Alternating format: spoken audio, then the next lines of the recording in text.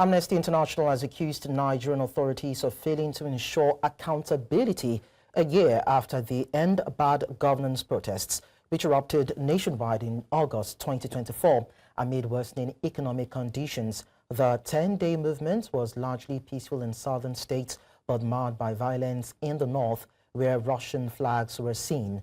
Amnesty International recorded at least 24 protesters were killed and having 1,200 arrested during the demonstration that began on August 1.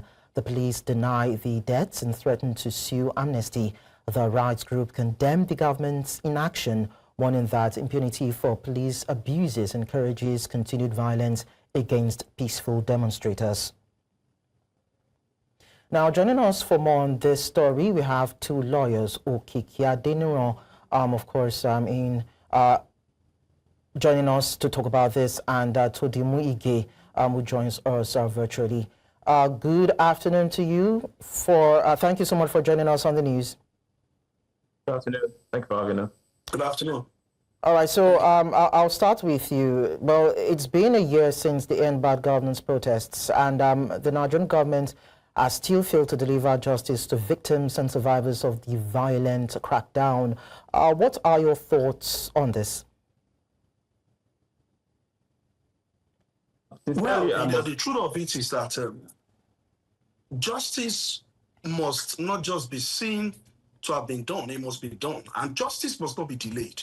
And it is quite unfortunate that the government is slacking in its responsibilities and obligations to the citizens of the country. Because if there has been an allegation of maltreatment, if there has been an allegation of the police overusing its powers, overreaching and killing innocent Nigerians, these people have a right to justice. Ordinarily, this should have been concluded. A year is more than enough for the government to have taken proactive actions. Till date, I don't think that there has been any officers that has been sanctioned, because somebody must have authorized this killing. Somebody must have authorized must have authorized the actions taken against the protesters. What is happening? There has been no scapegoats. There has been no reviews. There has been no sanctions. Ordinarily, in saner crimes, heads would have rolled.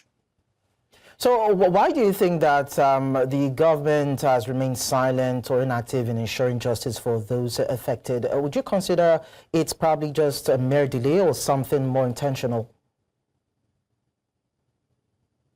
Well, in my view, ordinarily, silence means admission. That means that any evidence that is uncontroverted means that you have accepted that. Ordinarily, if the government has not taken serious steps, one is left to assume, and our assumption will not be wrong, because if we say that the government ought to have taken action by sanctioning the officers that were involved, by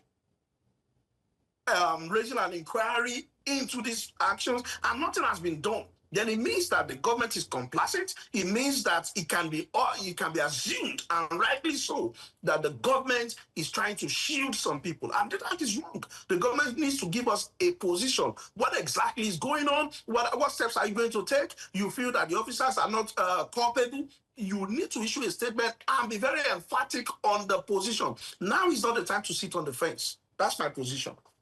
Okay, so Todimu, just stay with me for a while. I want to also engage Okiki Adeniran on this matter. So, Okiki, how do you see it? What do you feel about it? It's been about a year. We've not seen justice being done, or the people said to be victims of this so-called brutality being done right by governments. Yeah, what I feel about this matter is basically that the government has been trying to be evasive in taking actions. And most importantly, what we should put our minds to is that the young people that were, pushed back and were shot at and were arrested will not forget.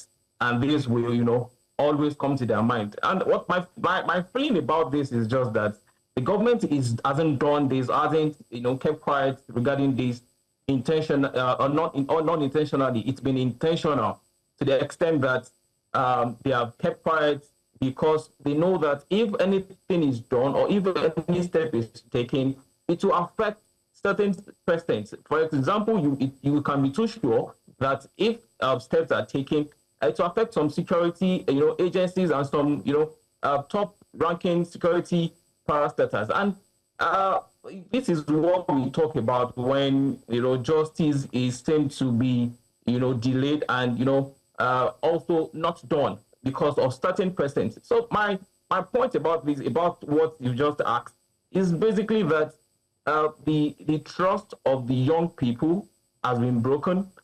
There's no trust in the system, and it is fair enough to to conclude that yes, they do not have trust in the system because one, protest in itself is not an offense. It should not be criminalized.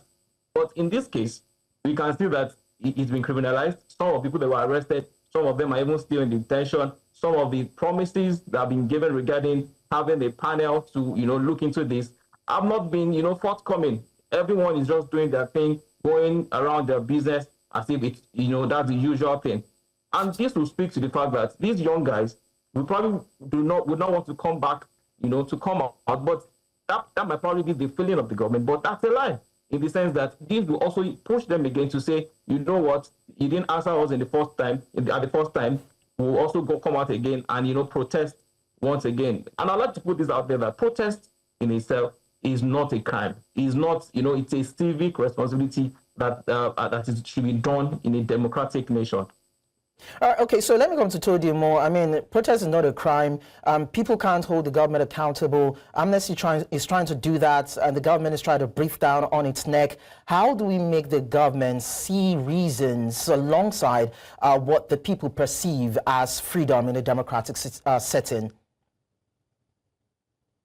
I align myself with the position of my learned friend, Mr. Okiki Adeniro.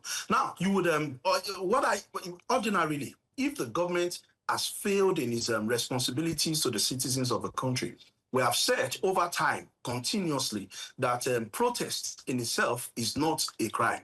Now, if the government feels that a crime has been committed, does he have the power to take the law into its hands? Being the government doesn't mean that you can't use an anomaly to correct an anomaly. No, two wrongs don't make a right.